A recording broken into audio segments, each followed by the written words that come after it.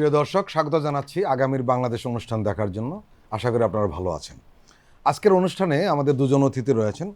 একজন হলেন সিনিয়র সাংবাদিক এম এ আজিজ, আরেকজন হলেন রাজনৈতিক বিশ্লেষক doctor Sakhawat Hossain Sayanta.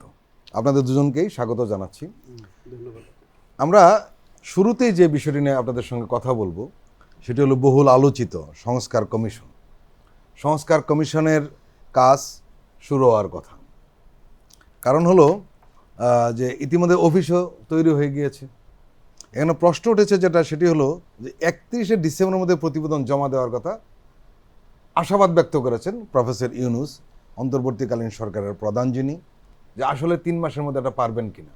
M A Aziz. ইতিমধ্যে 6টা সংস্কার কমিশন গঠন করা হয়েছে এবং সম্ভবত 11 তারিখে জাতির উদ্দেশ্যে ভাষণে আপনার প্রধান উপদেষ্টা বলেছিলেন গণমাধ্যম সংস্কার কমিশনও করা হবে। তারপরে বলবো যে কমিশনে যাদেরকে দায়িত্ব দেওয়া হয়েছে 6জনই কিন্তু স্ব ফিল্ডে এক্সপার্ট। এই সংস্কার কমিশনের রিপোর্ট নিয়ে জমা দিবে। আবার প্রধান উপদেষ্টাও রাজনৈতিক দল এবং স্টেক হোল্ডার সাথে কথা বলবে, কমিশনের সাথেও বসবে, আলোচনা করবে। আলোচনার তো সুযোগ আছে। তো আমার মনে হয় যে কমিশনটা যদি ঘোষণা করতে পারে তাহলে কালকের থেকে সময় করলে আমার ধারণা যে 1 মাসের বেশি লাগার কথা না, কিন্তু 3 মাস এনাফ টাইম আমার কাছে মনে হয়, যদি সিনসিয়ারলি তারা কাজ করে। এবং কিছু কিছু কমিশন কিন্তু হোমওয়ার্ক করে ফেলতেছে। ধরেন বৈদুল আলম মজুমদার, তিনি তো সবসময় কথা বলতে আসতে, কারণ ইতিমধ্যে কিন্তু 18 দিন চলে গেছে। হ্যাঁ, 18 দিন গেছে, কিন্তু আমার মনে হয় যে তাদের কথাবার্তা শুনে যে সবাই ভিতরে ভিতরে কিন্তু তাদের একটা আপনার হোমওয়ার্ক আছে। সুতরাং প্রশ্ন হচ্ছে যে ধরেন রাজনৈতিক ফিল্ডে দেশবাসীর কাছে যে মোটামুটিভাবে যেটা বলা হয়েছে 1 তারিখ থেকে কাজ শুরু করবে কমিশন এবং 3 মাসের ভিতরে রিপোর্ট দেবে, এই কমিশনটা আজকে কিন্তু দেশবাসীর কাছে উপস্থাপন করা উচিত ছিল। এতে কনফিউশন বাড়বে। ওনারা 3 মাস পরে কমিশনের ফাইনাল রিপোর্ট দিবে। দেওয়ার পরেই আমার ধারণা যে একই সাথে একটা সামনে তো একটা অন্তর্বর্তীকালীন সরকার, এরা তো চিরস্থায়ী না। সামনে পলিটিক্যাল পার্টিগুলো বলতেছে একটা যৌক্তিক সময় দেওয়া হবে। যৌক্তিক সময়টা হচ্ছে সংস্কারগুলি হবে। সংস্কার হতে আমার ধারণা 53 বছরে দেশ স্বাধীন হয়েছে। এই 53 বছরে আস্তে আস্তে আস্তে কিন্তু মানুষের মনোজগতেও পরিবর্তন ঘটে গেছে। এটারও সংস্কার দরকার।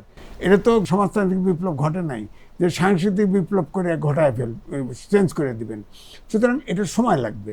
এই জন্যে আমার মনে হয় একটা নিরপেক্ষ নির্বাচনের ক্ষেত্র তৈরি করে রাজনৈতিক দলগুলো একটা অন্তত পক্ষে পাবলিক একটা স্টেটমেন্ট যে তারা যে এই যে ছাত্ররা অগ্রভাগে থেকে শেষ পর্যন্ত সব রাজনৈতিক দল জনগণ মিলেই তো আন্দোলনটা হলো, এই জনগণের কাছে একটা প্রতিশ্রুতি নেওয়া যে তারা একটা মানবিক বাংলাদেশ, বৈষম্যহীন সমাজ, আইনের শাসন সুশাসন থাকবে, এমন একটি সমাজ গড়ার জন্যে অঙ্গীকারবদ্ধ থাকবে। আমার মনে হয় এই সংস্কার চলমান, এই সংস্কার চলতে থাকবে। এবং যাই বলেন না, এই যে অন্তর্বর্তীকালীন সরকারও যে কাজগুলি করছে, 111-এর সরকারেরটা পার্লামেন্টে অনুমোদন দিতে হয়েছে না, সব সরকারেরটাই দিতে হবে, এটাও দিতে হবে। রাষ্ট্রে তো ভ্যাকুয়াম থাকবে না। সুতরাং আলটিমেটলি রাজনৈতিক দলের কাছে ক্ষমতা দিতে হবে এবং পার্লামেন্ট আইন পাশ করবে। যত সংস্কার করবেন, সংস্কার কিন্তু আইনের থেকেও বাইরে যাবে অনেক সংস্কার, তখন কিন্তু পার্লামেন্ট লাগবে সেটাকে অনুমোদন করতে। সুতরাং আমার মনে হয় এর জন্যেই রাজনৈতিক দলগুলো বলছে একটা সংস্কারেরও একটা রোড ম্যাপ। আলটিমেটলি আমার বক্তব্য হলো বেসিক্যালি যে সংস্কারগুলি করলে একটা নিরপেক্ষ নির্বাচনের ক্ষেত্র তৈরি হয় এবং তৈরির শেষ ভাগে ইলেকশন শিডিউল দেওয়ার আগে সব রাজনৈতিক দল, আপনার জনগণের প্রতিনিধি, সুশীল সমাজ সব মিলে একটা ঘোষণা অঙ্গীকার থাকবে জাতির কাছে যে আমরা এ ধরনের একটা দেশ গড়ব। Doctor Sayanta, M A Aziz ভাইয়ের কথা থেকেই রেশ ধরে আমরা বলতে চাই, সেটি হলো যে উনি একটা কথা বলেছেন যে সংস্কার এত সময় লাগবে না, কিন্তু অনেকেই কিন্তু কিছু আশাহত হয়ে বলছে এটা হয়তো দীর্ঘদিন লেগে যাবে সংস্কার করতে। উনি আরেকটি কথা বলেছেন যে ইতিমধ্যে যাদেরকে দায়িত্ব দেওয়া হয়েছে তারা তাদের হোমওয়ার্কটা করছেন। আর সবচেয়ে বেশি সুবিধা হলো সেটা হলো যাদেরকে যে দায়িত্ব দেওয়া হয়েছে তারা দীর্ঘদিন ধরে এখানে এই সেক্টরগুলোতে কাজ করছেন। এখন আপনার কি মনে হয় আসলে কি এত সময় দরকার? এটা ঠিক যে এই যে 6 জনকে কমিশনের প্রধান করা হয়েছে, এরা স্ব ক্ষেত্রে প্রত্যেকে কিন্তু দীর্ঘদিন ধরে কাজ করছেন, অভিজ্ঞ এবং এ বিষয় নিয়ে ভাবেন। ফলে তারা নিজেরাই একটা তথ্য ব্যাংক বা এনসাইক্লোপিডিয়া এটা বলতে পারেন। তাদের দীর্ঘদিন ধরে লেখালেখি এবং এ বিষয়ে কাজ করার ফলে বিভিন্ন রকমের তাদের যে ওয়ার্ক প্ল্যান যেটা সেটা কিন্তু অলরেডি আছে। কিন্তু থাকার পরও তারা যে হোমওয়ার্ক করছে নিজে নিজে অথবা তার ব্যক্তিগত আগের যাদের নিয়ে করতেন ওইরকম লোক দিয়ে করছেন। রাষ্ট্র যে ফ্রেমওয়ার্ক যে কাঠামোটা তৈরি করে দেওয়ার কথা ছিল ওইটা আমরা আশা করেছিলাম যে একটু তাড়াতাড়ি হলে ভালো হতো। এরপরে একজনকে আবার চেঞ্জও করতে হয়েছে, করলেন। এখন এইখানে এই কয়েকদিনের মধ্যে কেন আনুষ্ঠানিকভাবে যেদিন কাজ শুরু করবেন তার আগে তাদের দপ্তর বা অফিস কোথায় হবে, কোথায় বসবেন, জনবল কি হবে, তার কমিটির সদস্য কারা হবেন, এই বিষয়ে এই প্রশ্নটাই বড়। জনবল এবং অফিস সমস্যা নেই, অলরেডি হয়ে গেছে অনেকটা, কিন্তু কমিশনটা আমি বলছি যে এই সবগুলো একটা সমন্বিত একটা প্রজেক্ট, যেখানে দরকার হলে এর সঙ্গে যে সদস্য নেওয়া হবে সেই সদস্য নিয়েও তো অনেকের মতামত নিতে হবে। আপনি কমিশন করলো, সেই কমিশন তাদের যে সুপারিশমালা সেগুলো নিজেরা তৈরি করলো, তৈরি করার পরে স্টেক হোল্ডারদের সঙ্গে বসলো, দেশবাসীর সঙ্গে শেয়ার করলো, অংশীজনরা মতামত দিলেন, এটা করবেন। কিন্তু কমিটি যেতে যেই সদস্য নেওয়া হবে সেই সদস্যই যদি এদেশের স্টেক হোল্ডারের পছন্দের তালিকার কাছাকাছিও না হয়, ধরেন এর মধ্যে ভুলক্রমে হোক বা যে কোনোভাবে হোক ফ্যাসিবাদের কোনো দোসর তার মুখ আমরা দেখতে পেলাম, আমরা কি সেটা মেনে নিব? যেহেতু অল্প সময়ের মধ্যে এবং যে অল্প কয়েকজন মানুষ যে এখন তারা রাষ্ট্রটা চালাচ্ছেন তাদের পক্ষে তো প্রচুর কাজ, হিমশিম খাচ্ছেন, ফলে ভুল তো হতেই পারে। সেই ভুলটা যাতে না হয় তাহলে এই স্টেক হোল্ডার, বিভিন্ন রাজনৈতিক শক্তি, অরাজনৈতিক শক্তি, সুশীল সমাজ, এর মধ্য থেকে পরামর্শ নেওয়া দরকার আগেই, যে যাতে এই কমিশনের সদস্য নেওয়া নিয়ে আনঅফিশিয়ালিও নেওয়া যায়। কিন্তু যদি নেওয়া হয়ে থাকে তাহলে ঘোষণা করতে সমস্যা হওয়ার কথা ছিল না। আমরা একটু কিন্তু মনক্ষুণ্ণ হয়েছি, মন খারাপ হয়েছে দেখে। আমরা অনেক বড় প্রত্যাশা নিয়ে যেহেতু বসে আছি এদের কাছে, আশা করেছিলাম অন্তত এই 20 দিনে এই নামগুলো সিলেক্ট হবে এবং আনুষ্ঠানিকভাবে কাজ করার আগে প্রত্যেকটা বডি সম্পর্কে আমরা জানতে পারবো এবং প্রয়োজন হলে মতামত দিতে পারবে দেশের মানুষ বা রাজনৈতিক সংগঠনগুলো, সুশীল সমাজ, যে এটাকে আরও একটু এরকম করলে ভালো হয়, সংযোজন বিয়োজন করা যায়। এই বিষয়টা না করাতে আমরা একটু হোঁচট খেয়েছি। এম এ আজিজ, প্রশ্ন হয়েছে যেটা, সেটি হলো যে মিডিয়া কমিশন গঠন করা হবে। আমরা যতটুকু জানি সেখানে অনেক কথাবার্তা বলা হচ্ছে, যেটা প্রধান কেউ করা হবে, কাউকে প্রস্তাব করা হচ্ছে, কেউ কেউ বলছে আমরা যাব না বা ওনারা রাজি হননি। রোববার রাতে ভার্চুয়াল একটা সেমিনার হয়েছে, সেই সেমিনারে তথ্য উপদেষ্টা নাহিদ ইসলাম অংশ নিয়েছিলেন, আরও কিছু সাংবাদিক অংশ নিয়েছিলেন। সেখানে কিছু কথা উঠে এসছে, আমরা তথ্য উপদেষ্টার কথা নিয়ে শুরু করতে চাই। উনি আশাবাদ ব্যক্ত করেছেন যে গণতান্ত্রিক আকাঙ্ক্ষাকে মানদণ্ড ধরে গণমাধ্যম সংস্কার কমিশন হবে, এ কথাটা বলেছেন। সাথে সাথে উনি আরেকটা একটু হতাশাজনক কথাও বলেছেন যে আসলে এই নিয়ে পরস্পর বিরোধী একটা অভিমত ওনার কাছে গিয়েছে বা জানতে পেরেছেন উনি, যে কেউ বলেছেন যে কমিশন হোক মিডিয়া নিয়ে, কেউ হোক কমিশন না হোক। এই কারণে দু ধরনের বক্তব্য গিয়েছে, পরস্পর বিরোধী বক্তব্য গিয়েছে মিডিয়ার লোকদের কাছ থেকে। এই বিষয়ে কিছু বলবেন আপনি? রিপোর্টার্স উইদাউট বর্ডারের যে জরিপ ওয়ার্ল্ড ওয়াইড, তাতে একদম তলানিতে আমরা মাত্র আফগানিস্তানের উপরে আছি এই সাবকন্টিনেন্টে। আপনি খেয়াল করে দেখেন, অনেক জায়গায় চাকরি না পেয়ে সাংবাদিকতায় আসে, আর সাংবাদিককে কালো টাকা এবং মাফিয়া চক্র ঢুকে গেছে। সাংবাদিকদের মধ্যে সরকার ব্যবস্থাপনার ভিতরে কিন্তু অনুপ্রবেশ করে। সরকার কেমন হবে, আমার হবে কিনা, আমার বিপরীত হবে, কেউ চালানোর চেষ্টা করে। তো সুতরাং এইটার সংস্কার করা খুব কঠিন, ঐক্যমত্যের ভিত্তিতে। যে ওয়েজ বোর্ড হয়, কোনো দিন কোনো ওয়েজ বোর্ডে মালিক এবং সাংবাদিকরা, শ্রমিকরা একমত হতে পারে নাই। তখন যেহেতু কোয়াসি জুডিশিয়াল বডি করা হয়, তারা ইউনিটারি একটা ঘোষণা দিয়ে চলে যায়। তখন এই সাংবাদিকরা, কর্মচারীরা আন্দোলন করে সেই ওয়েজ বোর্ড পায়।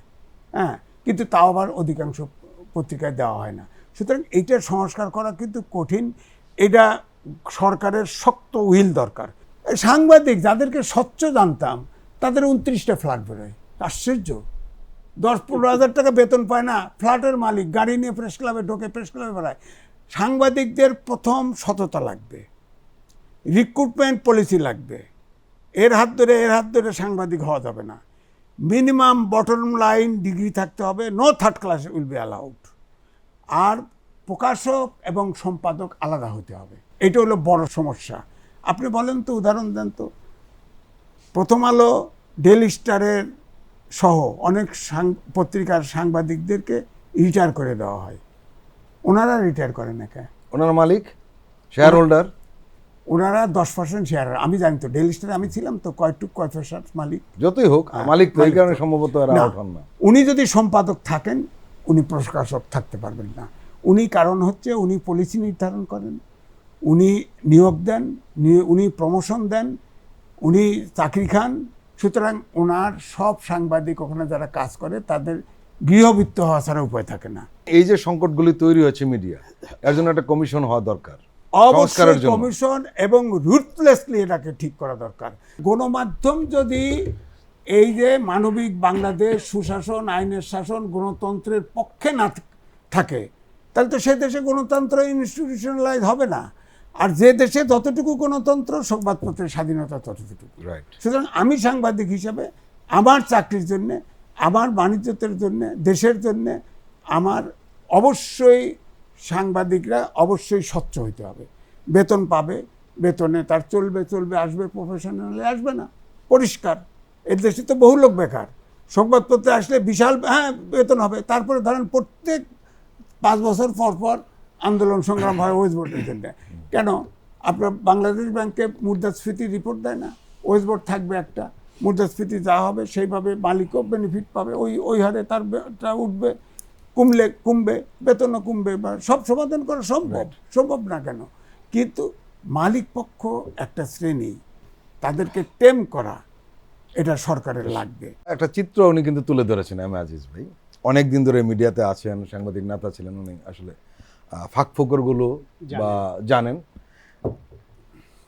তথ্য উপদেষ্টা একটা কথা বলেছেন যে তারা যে এটা করতে চাচ্ছেন, মিডিয়া সংস্কার কমিশন, এর একটা লক্ষ্যের কথা উনি আগে বলেছেন, যেটা আমি বলেছি, গণতান্ত্রিক আকাঙ্ক্ষাকে মানদণ্ড ধরে তারা এই কাজটি করতে চান। সাথে সাথে উনি আরেকটি কথা বলেছেন যে ওইখানে যে সংস্কারের জন্য যে আইনগুলো হবে, সেই আইনগুলোর কিন্তু টার্গেটটা কী হবে, এটা নিয়ন্ত্রণের জন্য নয়, গাইডলাইন দিবে, এ কথাটা উনি বলেছেন। যেহেতু অনেকেই মনে করেছে যে কমিশন এক ধরনের নিয়ন্ত্রণ হয়তো তৈরি করতে পারে। গণমাধ্যম কমিশন নিয়ে তো আলোচনা হচ্ছে, পাশাপাশি আরও 2টা গুরুত্বপূর্ণ কমিশন নিয়ে আমরা দাবি করেছি বিভিন্ন সময় সরকারের তরফ থেকে, একটা শিক্ষা এবং স্বাস্থ্য। সে বিষয়ে আমরা কোনো আওয়াজ পাচ্ছি না। আর এই যে গণমাধ্যম নিয়ে যে কমিশন, এটাও কিন্তু খুব গুরুত্বপূর্ণ এবং জন আকাঙ্ক্ষা এর মধ্যে আছে যে এটা হওয়া দরকার। কেন দরকার? রাষ্ট্রের খুব গুরুত্বপূর্ণ একটা অঙ্গ হচ্ছে চতুর্থ স্তম্ভ যে সংবাদ মাধ্যম, যারা একটি দেশের অনেক অর্জনকে তুলে ধরতে পারে, আবার উদ্দেশ্যমূলকভাবে অনেক অর্জনকে নস্যাৎ করেও দিতে পারে।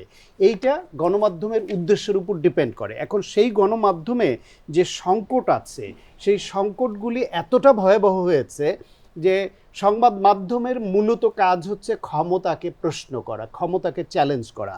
আপনি গত 16 বছরে বাংলাদেশের গণমাধ্যমগুলোকে কি দেখেছেন যে ক্ষমতাকে তারা চ্যালেঞ্জ করে? উল্টো হয়েছে, বিরোধী দলকে প্রশ্ন করেছে, ক্ষমতাকে তোয়াজ করেছে, আর বিরোধী দলকে কত বাজেভাবে হিউমিলেট করা যায়, অপদস্থ করা যায়, তাদেরকে কত বাজেভাবে আরো নিচু করা যায়, সেই চেষ্টা একদম সর্বতোভাবে তারা প্রস্তুত ছিল। এখন এই গণমাধ্যম নিয়ে যে নেতিবাচক ধারণা তৈরি হয়েছে মানুষের মধ্যে, সেই ধারণাটাকে দূর করার জন্য সংস্কার ছাড়া কোনো উপায় নেই। এমন একটা পর্যায়ে গেছে যে মানুষ সাংবাদিকদের দেখলে, যদিও আমি নিজেও, আমরা কলিগও ছিলাম একসময়, সাংবাদিকতায় যুক্ত ছিলাম, সাংবাদিকদেরকে মানে সাংঘাতিক বলে। কেন এই কথা শুনতে হবে? সাংবাদিক মানে ও অন্য কোথাও চাকরি পায় নাই, এই জন্য সাংবাদিকতায় গেছে। তারপরে সাংবাদিকতা করে, বিয়ে করতে গেলে সাংবাদিক পরিচয় দিলে, এটাও একটা জোক আছে এরকম যে কৌতুক, যে বুঝলাম ছেলে সাংবাদিকতা করে, আর চাকরি কি করে? মানে সাংবাদিকতা এমন একটা পেশা যে এটাকে কাউন্টেবল হিসেবে সমাজে ধরতো না। আবার বিপরীতে এই সাংবাদিকরাই এখন যেটা বললেন, 29 ফ্ল্যাট বের হচ্ছে, গাড়ি বাড়ি টাকা করি করে কি অবস্থা করেছে অবৈধভাবে। এই যে একটা অবস্থা, তার মধ্যে হচ্ছে যেটা বলছেন মালিকদের দৌরাত্ম্য।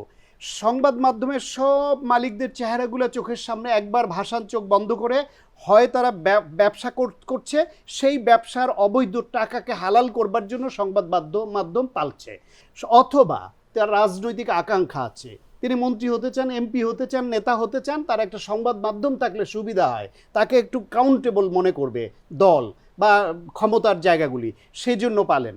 তারপর সেই সংবাদ মাধ্যমের যে সাংবাদিকরা, সেই সাংবাদিকরা এতটা অসততার প্রশ্ন তো আছেই, এতটা পার্টিজান হয়ে পড়েছেন বা দলদাসে পরিণত হন কেউ কেউ, যে ওই তার পছন্দের দল বা সরকারকে সার্ভিস দেওয়ার জন্য সরকার বা দল যা বলে তার থেকে বেশি অগ্রগামী হয়ে তিনি চেষ্টা করেন, সেটা প্রকট হয়ে দাঁড়ায়। সেটা করতে গিয়ে অন্যদেরকে সাপ্রেস করেন। তাদের যে বেতন কাঠামো, ঢাকা শহরে খেয়ে পড়ে বাঁচতে গেলে একজন মানুষের পরিবার নিয়ে ন্যূনতম কত টাকা লাগে? সেখানে একটা হাউজের কিছু সংখ্যক সাংবাদিক ভালো বেতন পান, বাকি সবাই যেই বেতন কাঠামো, সেই কাঠামো তাও কয়েকটা সংবাদ মাধ্যম পায়, অল্প কয়েকটা, সেইটা ওয়েস্ট বোর্ডের বাইরেও আপনি তাহলে বাকি ওয়েস্ট বোর্ড দেয় না, এবং ব্যাঙের ছাতার মতো গজি উঠতে দিয়েছেন কেন তাহলে? সেই সাংবাদিকদের আবার প্রতি মাসের বেতনটা প্রতি মাসে দেওয়া হয় না। তখন তার যেই যে দোকানে বাকি, বাড়ি ভাড়া বাকি, সে সাংবাদিকতা করবে নাকি ওগুলোর চিন্তায় সে দিন কাটাবে? ফলে সাংবাদিকতা করার একদিকে রাষ্ট্রের চাপ, সরকারের চাপ, মালিকের চাপ, দলদাস সাংবাদিকের প্রেসার, তার মধ্যে তার আর্থিক অনটন, সে কি সাংবাদিকতা করবে? এই সাংবাদিকদের মধ্যে যে দলীয় লেজুর বৃত্তি, এই আওয়ামী লীগপন্থী একটা হলে বিএনপিপন্থী আর একটা সংগঠন হতে হবে, প্রেস ক্লাবে একবার দখল করতে হবে, আবার দখল মুক্ত করতে হবে, কেন? ফলে এই যে সাংবাদিকতার মান, নিজেরা নিজেদের ছোট করা, মালিকদের দৌরাত্ম্য, এইখানে রাষ্ট্রের অনেক কিছু করবার আছে। দলীয় সরকার থাকলে সেটা করা হয় না, কারণ হচ্ছে তারা তাদের দলীয় যে গ্রুপটা, সাংবাদিক যে নেতারা, যেই সংগঠন, ওদিকের দিকে একটু সুদৃষ্টি রাখেন, ফলে একদম সমতা তৈরি হয় না। কিন্তু এই সরকারের দিক কাছে আমাদের দাবিটা ওই জন্য বেশি যে তার ঊর্ধ্বে উঠে তারা সংস্কারটা করতে পারবেন, সেজন্য এই দাবিগুলো আমাদের বেশি। প্রিয় দর্শক, আমরা এখন একটু বিরতিতে যাব, এক্ষুনি ফিরছি। আপনারা বাংলাদেশ টেলিভিশনের সঙ্গেই থাকুন।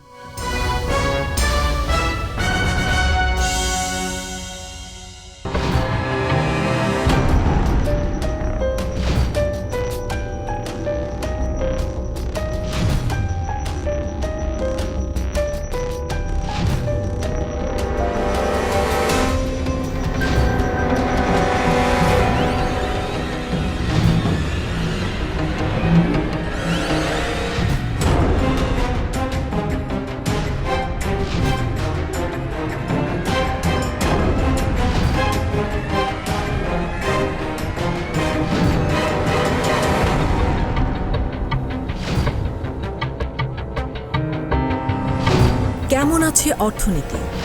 প্রযোজনা মোহাম্মদ নাসির উদ্দিন ও ইয়াসমিন আক্তার। দেখবেন প্রতি সোম ও মঙ্গলবার রাত 10:20।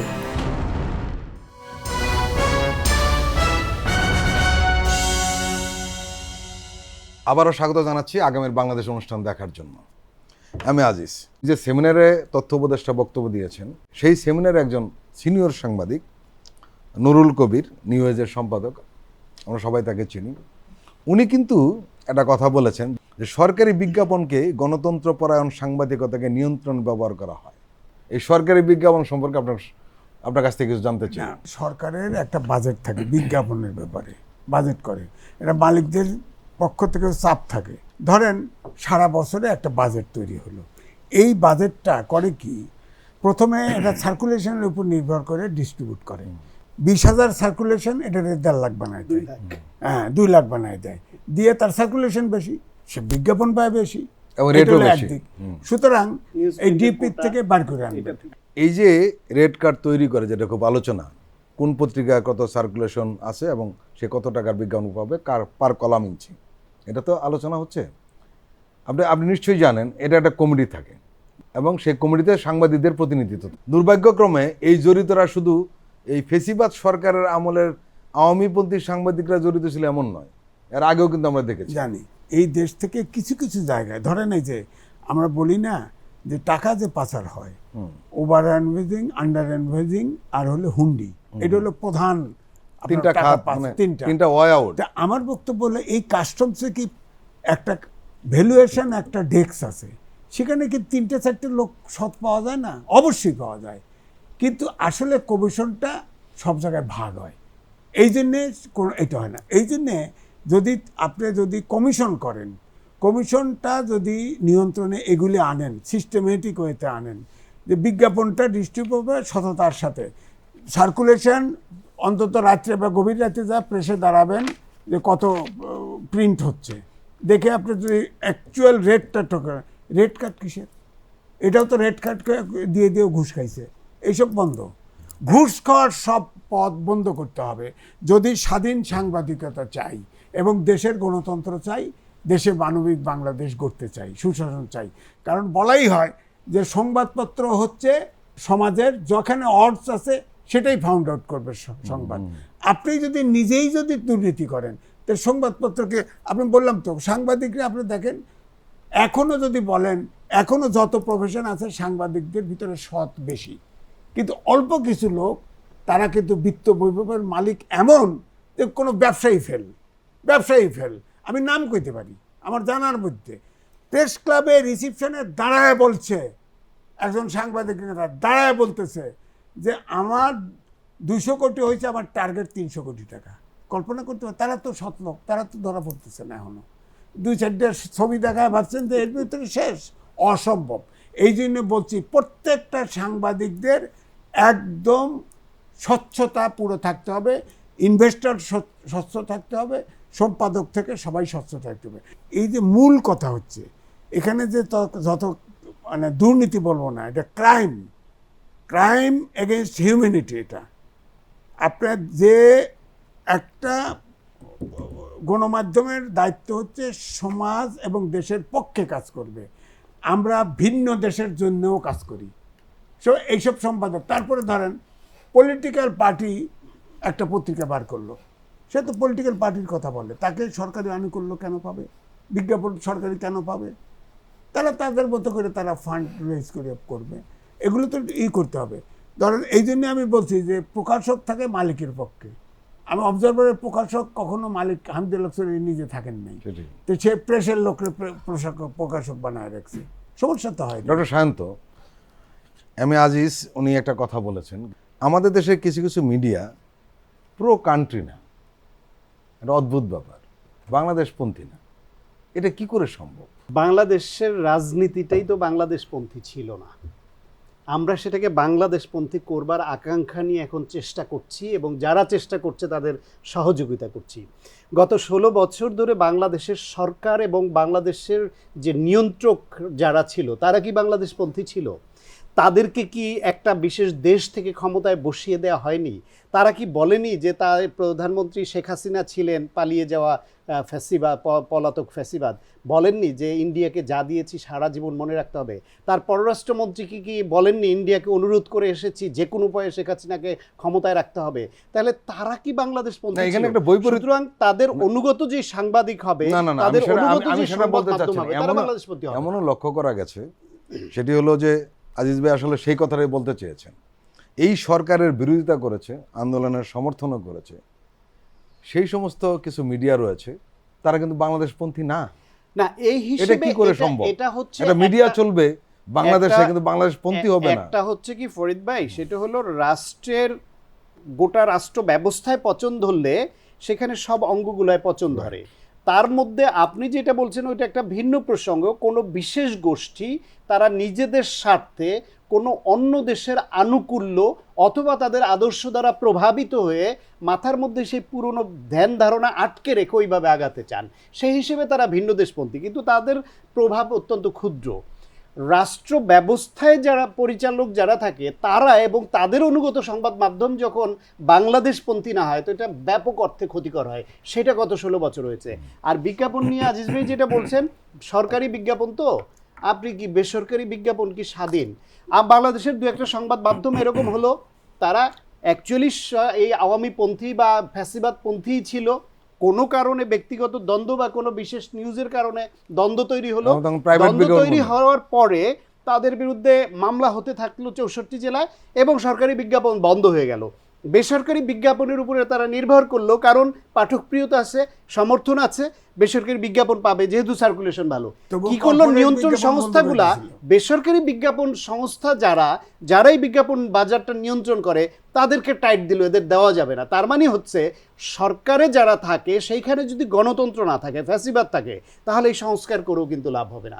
সংস্কার দরকার আছে, কিন্তু সংস্কারের উপরে যে সংস্কার, রাষ্ট্র সংস্কার, গণতন্ত্র, বাক স্বাধীনতার জন্য যে স্বাধীনতাটা রাষ্ট্র দিবে সেটাও থাকতে হবে।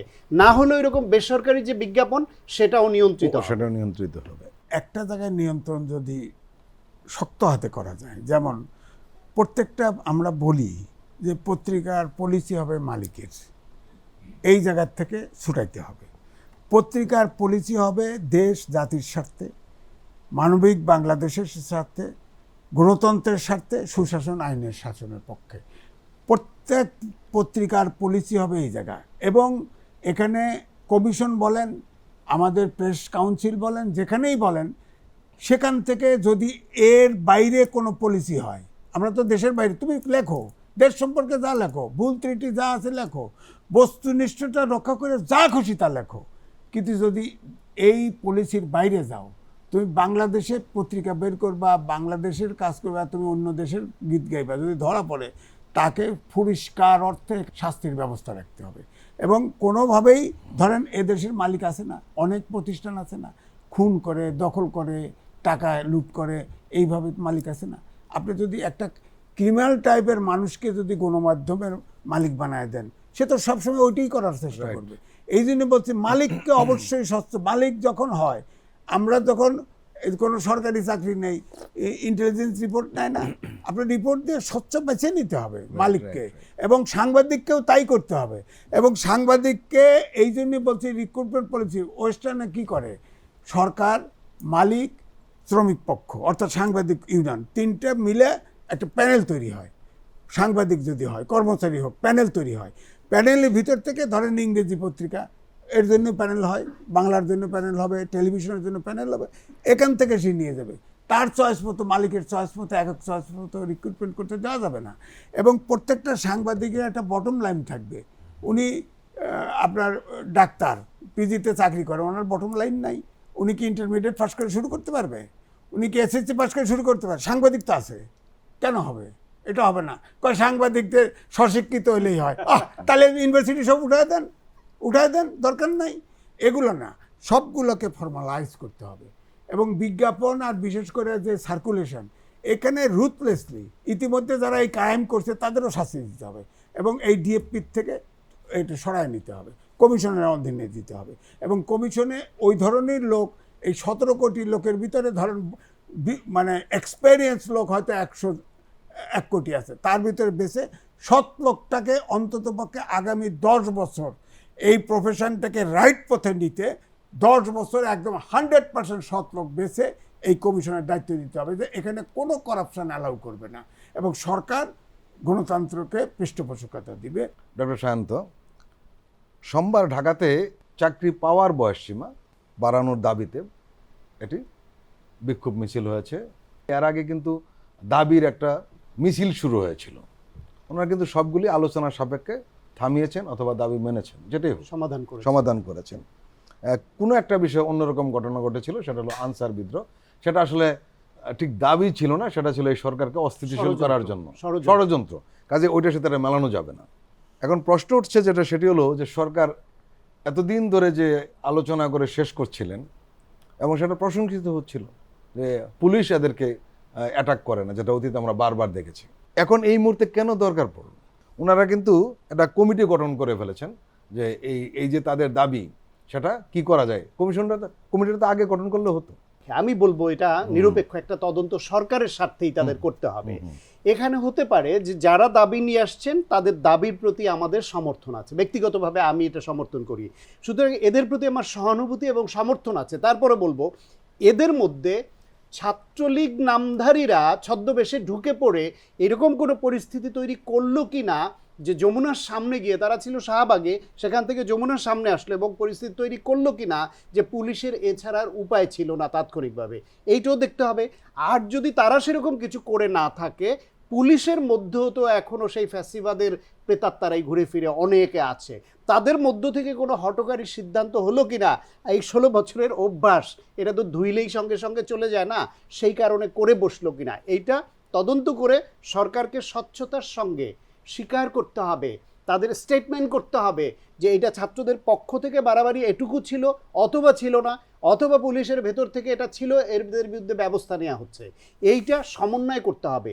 এই সরকারের যেহেতু একটা ছোট বডি, রাজনৈতিক দলের সরকার নয়, যদিও সমর্থনপুষ্ট সরকার, যারা এখানে আছে এদের দীর্ঘদিন রাজনীতি করার, সারা দেশের মানুষের সঙ্গে যে সম্পর্ক স্থাপনের যে অভিজ্ঞতা সেটিও নেই, ফলে তাদেরকে এগুলো অনেক ভেবেচিন্তে করতে হবে। ইতিমধ্যেই কিছু কিছু জায়গায় একটু সমন্বয়হীনতা লক্ষ্য করা যায়, সেগুলোর মতোই এইটাও একটা, আমি বলবো সেই সমন্বয়হীনতারই একটা নজির, যে তারা যেহেতু এই আলোচনাটা অনেক দিন থেকে উঠছে, আরও আগেই দরকার ছিল এটা নিয়ে, এই যে আজকে এই ঘটনা ঘটার পরে যে কমিটিটা করলো, এই কমিটিটা আগেই হতে পারতো, অথবা রাষ্ট্রের ওই পর্যায় থেকে অ্যাটলিস্ট শিক্ষা বা এই সংক্রান্ত একজন উপদেষ্টার তরফ থেকে একটা বিবৃতি আসা দরকার ছিল, পজিটিভলি ভেবে দেখছে, তাহলে এই পর্যায়ে আসতোই না। ফলে এই আলোচনাটা আমাদের করতে হচ্ছে কেন? এরকম আনপ্লেজেন্ট আলোচনা তো আমরাও করতে চাই না। আমরা এই সরকারকে এতটাই প্রত্যাশা নিয়ে বসে আছি যে তাদের খারাপ কাজ দেখলে আমাদের জন্য পীড়াদায়ক হয়, আমরা এটা নিতে পারি না, কারণ তাদের কাছে আমাদের প্রত্যাশাটা বেশি। মনে করি তারা দেশকে এগিয়ে নেওয়ার জন্য, এই রাজনীতিকে রাজনীতির জায়গায় ফিরিয়ে আনবার জন্য, রাষ্ট্রকে তার জায়গায় ফিরিয়ে আনবার জন্য, গণতন্ত্র, মানবাধিকার, বাক স্বাধীনতা সেগুলোকে নিয়ে আসবার জন্য, এই সমস্ত অনুচারের বিচারের পথটা শুরু করবার জন্য একটা সূচনা হোক। অল্প সময়েরা অনেক কিছু করে ফেলতে পারবেন না, কিন্তু অনেক কিছু সূচনা করতে পারবেন, কারণ তাদের প্রতি ব্যাপক জনসমর্থন আছে।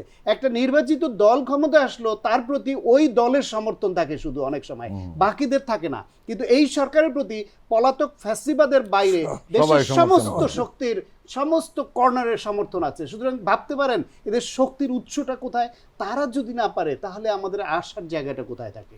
আমি আজিজ, আপনি এই বিষয়টি কিভাবে দেখেন? শান্তের কথার সাথে একমত হয়ে আমি এর ভিতরে কিছু পজিটিভ দিক আমি বের করি।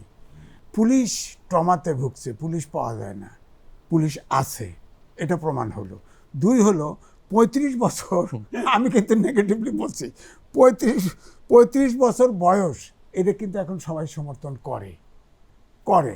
সুতরাং যে কমিটি করছে 35 বছর যদি অনুমোদন করে দেয়, তাহলে আমার মনে হয় এখানে কয়েকটা আছে। এক হলো যে হারে আন্দোলনটা শুরু হয়েছিল, 15 বছরে খবর নাই, প্রেস ক্লাবের সামনে কইতো মা মা, বঙ্গবন্ধুর কন্যা মা, আমাদের দেখেন, আমাদের দাবি দেখেন, আপনি আমাদের মা। এখন এরা মা কয় না, এখন সব ওই দেখলেন না, প্রেস ক্লাবের সামনে ঘিরে আনসার ফানসার সব সমানে নামা শুরু করছিল। তো সুতরাং এটাতে আরেকটা পজিটিভ দেখেছে, সহজে নামবে না, কারণ টিয়ার গ্যাস সাউন্ডেড আছে। সুতরাং এখন দাবিটা মেনে ফেললেই আমার মনে হয় ভালো। তবে আমি সবাইকে বলবো যে একটা, যেমন রাজনীতিবিদরা অপেক্ষা করছে সংস্কারের জন্যে, সংস্কার হোক, রাজনৈতিক দল আসুক, ন্যায্য দাবি অবশ্যই আমরাও সংগ্রামে বা অন্তত পক্ষে এই যে টেবিলে বসি সেখানে কথা বলবো। এখন এই সবাই রাজনৈতিক দলরাও সময় দিচ্ছে, আমার মনে হয় এটা সবার সরকার, সেইভাবে দেখে তাদেরকে সময় দেওয়া উচিত। প্রিয় দর্শক, আমরা এখন একটু বিরতিতে যাব, আমরা এক্ষুনি ফিরছি, আপনারা বাংলাদেশ টেলিভিশনের সঙ্গেই থাকুন।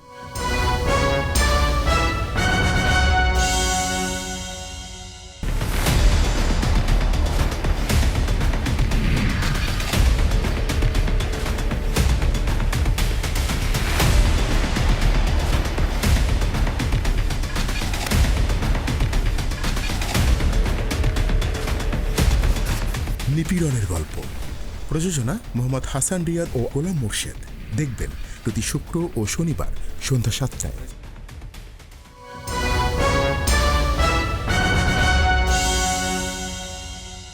আবারও স্বাগত জানাচ্ছি আগামীর বাংলাদেশ অনুষ্ঠান দেখার জন্য। ডক্টর সায়ন্ত, একটা অভিযোগ উঠেছে, অনেকে অভিযোগ করেছেন, সমালোচনার দৃষ্টিতে বলুন বা গঠনমূলক সমালোচনার দৃষ্টিতে বলুন, শব্দ যাই ব্যবহার করুন না কেন, বিষয়টি উঠেছে। সেই বিষয়টি কি? যে এই সরকারের কোনো সিদ্ধান্তের ব্যাপারে একটা সমন্বয়হীনতা লক্ষ্য করা যায় কখনো কখনো। দেখেন, এই অনুষ্ঠানেই শুরুর দিকে আপনাকে বলছিলাম যে সংবাদ মাধ্যমের প্রধান কাজ হচ্ছে ক্ষমতাকে প্রশ্ন করা, ক্ষমতাকে চ্যালেঞ্জ করা। যেটি বাংলাদেশে অনুপস্থিত ছিল। আর সরকারি সংবাদ মাধ্যমে তো সেটা ছিল কল্পনার অনেক দূরের বিষয়। এই পরিবর্তনের পরে এই যে বিটিভিতে এসে আমরা মন খুলে টকশোতে কথা বলতে পারছি এবং সরকারেরও সমালোচনা করতে পারছি, এটা কিন্তু একটা বড় অর্জন। এবং তার অংশ হিসেবেই এই যে আপনি সমন্বয়হীনতার কথা বললেন, এটা কিন্তু আগে ভাবাই যেত না যে সরকারি সংবাদ মাধ্যমে বা বিটিভিতে সরকারের সমন্বয়হীনতা নিয়ে কথা বলা যায়। এই ক্ষেত্রে ধরেন এই সমন্বয়হীনতাগুলা ঘটছে হঠাৎ করে এত বড় একটা পরিবর্তনের পরে। ছোট একটা সরকারের বডি, তাদের যে যাদের দিয়ে কাজ করবে তারা সব সেই ফ্যাসিবাদের দোসররাই বিভিন্ন জায়গায় ঘাপটি মেরে আছে। তারাই সাপোর্টাস করে কিনা কখনো বা কি করে, সেই হিসেবে আরও সতর্ক হবে বলে আমাদের এই কথাগুলো বলতে হবে। দেখেন, এই সরকার আসার পরে যে ডিসি নিয়োগ নিয়ে যে ঘটনাটা ঘটলো, যে 59টা জেলায় ডিসি নিয়োগ দিল। ডিসি নিয়োগের পরে জানা গেল যে তার মধ্যে 56 জনের অন্তত যে ফিট লিস্ট, এটা আওয়ামী লীগের করা, তাদের পছন্দের, তাই দিল।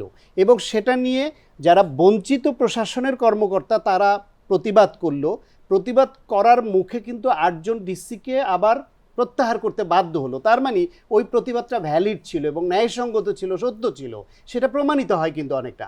অথচ আবার কমিটি করে এখন আবার ওই যে যারাই যে ওই প্রতিবাদটা করলো তাদের 17 জনের বিরুদ্ধে, উপসচিবের বিরুদ্ধে ব্যবস্থা নিচ্ছে বলে সংবাদ মাধ্যমে আসছে। এটাও অনাকাঙ্ক্ষিত। হ্যাঁ, তাদের শৃঙ্খলা ভঙ্গ হতে পারে, সেজন্য কমিটিও করা ঠিক আছে, কিন্তু তারা কোন পরিস্থিতিটা করলো, ওই পর্যায়ে ঠেলে দিলাম কেন, এটা একটা সমন্বয়হীনতা। ইলিশ রপ্তানি নিয়ে যেরকম একবার দিব না কত কড়া অবস্থান নিলাম, আবার হুট করে দিলাম, এবং দুই উপদেষ্টা দুই রকম কথা বলছেন, এতেও কিন্তু আমরা একটু বিভ্রান্ত হয়ে গেলাম যে এটা আরও সুন্দরভাবে ম্যানেজ করা যেত কিনা। পাঠ্যপুস্তক পরিমার্জন নিয়ে একটা কমিটি হলো, সেই কমিটি নিয়ে কমিটি করলো, করে আবার সেই সদস্যদের আবার এই যে প্রজ্ঞাপন জারি হলো, তারপর বাতিল করে দিল। এবং বাতিল করার আগে একটা বিতর্ক এমনভাবে উঠলো, এর মধ্যে 2 জন সদস্য নিয়ে তারা ইসলাম বিদ্বেষী বলে 2-একটা দল থেকে প্রতিবাদ করা হলো। এবং তারপরে যখন বাতিল হলো, হয়তো সে কারণে বাতিল হয়নি, কিন্তু তারপরে যখন হলো এটা কোরিলেট করার সুযোগ তৈরি হয়ে গেল। সেখানে আরও সতর্ক হওয়া দরকার আছে। একটু আগে আমরা আলাপ করলাম চাকরির বয়স নিয়ে, 35 নিয়ে, সেটি নিয়েও আরও আগে ব্যবস্থা নেওয়া যেত। এর মধ্যে দেখেন সরকারের ভেতরে থেকে সরকারকে আবার বিব্রত করার যে বিষয়গুলো আসছে। টিআইবি এই যে 10 জন যে পাঠ্যপুস্তক পরিমার্জনের কমিটি, সেটা যে বাদ দেওয়া হলো, এটা নিয়ে টিআইবি একটা বিবৃতি দিয়েছে সংবাদ মাধ্যমে। এইরকম স্ট্রেইট লাইনে সরকারকে এই দোষারোপ করার সময় এখনো আসেনি। বললাম সমন্বয়হীনতা আছে, ভুল ত্রুটি আছে। আর টিআইবি প্রধান যেহেতু বাংলাদেশের যিনি এটা চালান, তার প্রধান, তিনি তো সরকারের মধ্যে একটা কমিশনেরও প্রধান আছেন। তার তো এই সরকারকে সরাসরি পরামর্শ দেওয়ার সুযোগ আছে, তার তো গাইড করার সুযোগ আছে, তিনি তখন সরকারের পার্ট। আমরা চাই সরকারের মধ্যে কোঅর্ডিনেশন থাকুক, চমৎকার সমন্বয়ের মাধ্যমে যারা যোগ্য, অভিজ্ঞ এবং ফ্যাসিবাদ বিরোধী তাদেরকে নিয়ে সুন্দরভাবে কাজ এগিয়ে যাক। সেই কাজে আমরা যেন এই দেশবাসীকে গণতান্ত্রিক মূল্যবোধ, মানবিকতার সহজে জনকল্যাণমুখী আধুনিক যে রাষ্ট্রের স্বপ্ন দেখছি, সেদিকে যেতে পারি। আমরা ডেফিনেটলি যদি এই সরকারের আচরণে ওই রকম প্রমাণ পাই, তার সমালোচনাও করব। এই সরকারের প্রধান যিনি প্রধান উপদেষ্টা আমাদের, তিনি কিন্তু বারবার বলছেন যে আমাকে প্রশ্ন করুন, সমালোচনা করুন আপনারা। আর তিনি সমালোচনাকে তো ডিনাই করেন না, করব, কিন্তু এইভাবে শুরুতেই ঢালাওভাবে প্রশ্নবিদ্ধ করবার জন্য এই একটা বিশেষ ট্যাগ লাগিয়ে দেওয়ার দিকে যদি যাওয়া যায়, এটাও শুভ লক্ষণ। আমি বলবো এই সরকারটা বুঝতে হবে, আমি যেটা আগেও বলেছি, এটা ধরেন কিছু লোকের একটা কমিটির মতো, তারা তো রাজনৈতিক দল না, তারপরেও এই কমিটিটা কিন্তু হোমোজেনিয়াস না, একই স্ট্যান্ডার্ডের না, একই রকম না। সুতরাং কোঅর্ডিনেশনের একটু গ্যাপ থাকতেই পারে। হ্যাঁ, আর কথা বলে আপনি দেখেন জোনাচারেক, ছোট বড় মিলে জোনাচারেক কথা বলে, বাকিরা কথা বলে। যেমন বাংলাদেশ ব্যাংকের গভর্নর অত্যন্ত যোগ্য লোক, এবং সে কিন্তু গত পরশুদিন বলেছে এই বছরের মধ্যে অর্থনীতি রাইট ট্র্যাকে যাবে। এই ফেসিবাদী সরকার যখন চলে যায়, নেট রিজার্ভ ছিল $16 বিলিয়ন। এখন এই যে আমেরিকা ঘুরে আসলো চিফ অ্যাডভাইজার, এই যতগুলো কমিটমেন্ট পাইছে ওই জায়গার থেকেই কমপক্ষে 13.5 থেকে $14 বিলিয়ন কমিটমেন্ট পাইছে। এটা কিছু অনুদান, কিছু সফট লোন ইত্যাদি। তো আমাদের তো যে রিজার্ভ ক্রাইসিস ছিল, সেটা কিন্তু ওনারা একটা সফরই। আপনি তো লক্ষ্য করেছেন সরকার আসার পরে ডলারের দাম কিন্তু এক জায়গায় স্থিতিশীল হয়ে গেছে। এবার ডলার অ্যাভেলেবল। হ্যাঁ, ডলার এখন দাম কমবে, এবং বাংলাদেশ গভর্নর বলছে কিন্তু 5 লাখ টাকা পর্যন্ত ব্যাংক থেকে উঠানো যাবে। আগে তো 10,000 টাকার চেক ফেরত দিত। এখন এই জন্য বলছি যে আমাদের একটু যদি ধরেন ডক্টর ইউনূস তিনি পলিটিশিয়ান না, এটা ভাবতে হবে। তিনি পেশাজীবী ধরেন অথবা তিনি অর্থনীতিবিদ ধরেন, ব্যাংকার ধরেন, যা ধরেন, কিন্তু তার ওয়ার্ল্ড ওয়াইড যে তার মানে নোবেল বিজয়ীদের মধ্যে সবচাইতে ওয়ার্ল্ড লিডারদের সাথে সম্পর্ক সবচাইতে ঘনিষ্ঠ। হাত পাতলে দেখেন 20টা দেশের সাথে মিটিং করে ফেলছে। এই জাতিসংঘের সাধারণত সাইডলাইন এরকম মিটিং হয় না, করছে তো টোটাল মিটিং হয়েছে কিন্তু আরো বেশি। সেটা হলো যে 12 জন সরকার প্রধান এবং রাষ্ট্রপ্রধানের সাথে মিটিং হয়েছে, আর 40টা মিটিং হয়েছে অন্যদের সাথে। বিশাল আমার কথা, যার সাথে কথা বলছে সেই বলছে আপনার সংস্কারের জন্য সব উদার হস্তে সহযোগিতা করবে। সুতরাং আমার কথা একটাই কথা, যে এই সরকারকে এইভাবে ব্র্যান্ডেড না করে, যেটা বললো টিআইবির যে কথা, আমি রিপোর্টটা পড়লাম, তার লেভেলের লোক কথা বলার আমি কিন্তু একটু স্টান হয়েছি। উনি মনে হয় যে হয়ে গেছে, অধিকার যে সমালোচনা করলেই সমালোচনা তো বস্তুনিষ্ঠ হইতে হবে। সমালোচনা মানে তো আপনি তাকে চাবুক মারতে পারেন না। এই সরকারকে সমালোচনা করলে অবশ্যই বস্তুনিষ্ঠ সমালোচনা করতে হবে। আপনি অকারণে অযথা এই সরকারকে দুর্বল করার জন্য কোনো শব্দ উচ্চারণ করা অধিকার কেউ দেয় নাই। এর জন্যে 1,500 লোকের জীবন দেয় নাই, কিন্তু এটা কিন্তু মানতে হবে। সুতরাং আমি মনে করি যে রাজনৈতিক দল থেকে শুরু করে সবাই সময় দিতে চাচ্ছে, দেওয়া উচিত। আমার মনে হয় ইউনূসের যে ইমেজটা ওয়ার্ল্ড ওয়াইড আছে, এটাকে আমরা এতদিন এক্সপ্লয়েট করি নাই। আমার মনে হয় এক্সপ্লয়েট করা উচিত এবং এটা সম্ভব। তিনিও যেহেতু আগ্রহী, যেমন ধরেন অমর্ত্য সেন, তার ভারত 30 হোমসে 13 ডেসিবেল জায়গা দখল আছে বলে তার বিরুদ্ধে ভারত 30 হোম চিঠি দিছে। সুমোটো কোর্ট সেটাকে স্টে করে দিছে, বলছে অমর্ত্য সেন জাতীয় সম্পদ। আমরা কিন্তু এই সম্পদ রক্ষা করতে পারি না। এই জন্য আমার মনে হয় করুক না কিছু, একটু সময় নিক না, করুক না, সে তো পারতেছে। আমাদের ধরেন এই যে সরকার, ফেসিবাদী সরকার, শেষ মুহূর্তে এই ডলার ঘাটতি, রিজার্ভ মিটানো, বাজেটের 60,000 কোটি টাকা ছাপানো, 60,000 কোটি ছাপানো, কত চেষ্টা করছে, কেউ তো টাকা দিচ্ছিল না। উনি এক বৈঠকে যে টাকা, উনি যদি চায় আরও আনতে পারবে, আনুক না, একটু দেশটা একটু স্টেবল হোক না। হওয়ার পরে আমার বক্তব্য হলো যে এই সরকারের ভিতর থেকে, এই অন্তর্বর্তী সরকারের ভিতরেও একটা ধারণা থাকা উচিত যে ওনারা স্থায়ী না, ওনাদের রাজনৈতিক দল নাই। ওনারা যদি বেশি দিন অকারণে অযৌক্তিকভাবে থাকে, তাহলে কিন্তু কেউ জনগণ কিন্তু বাংলাদেশের মাটি এমনই যে কেউ ছাড় দেবে না। সুতরাং এই যে আমি মনে করব যে একটা নিরপেক্ষ নির্বাচনের ক্ষেত্র তৈরি করে, সংস্কার করে, নিরপেক্ষ নির্বাচনের ক্ষেত্র তৈরি করে যত দ্রুত সম্ভব নির্বাচন দিয়ে আপনার পার্লামেন্ট গঠন করা।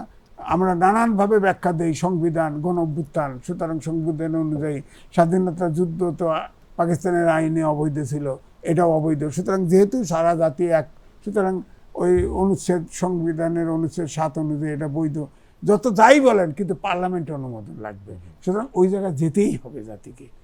এম এ আজিজ এবং ডক্টর সাখাওয়াত হোসেন সায়ন্ত, আপনাদের দুজনকে ধন্যবাদ আমাদের সময় দেওয়ার জন্য। ধন্যবাদ আপনাকে। ধন্যবাদ। প্রিয় দর্শক, আজকে আমরা এখানেই বিদায় নেব। আগামী অনুষ্ঠানে আপনাদের সঙ্গে আবার দেখা হবে, তখন হয়তো অন্য কোনো নতুন অতিথি আমাদের সঙ্গে থাকবেন। সবাই ভালো থাকুন, সুস্থ থাকুন।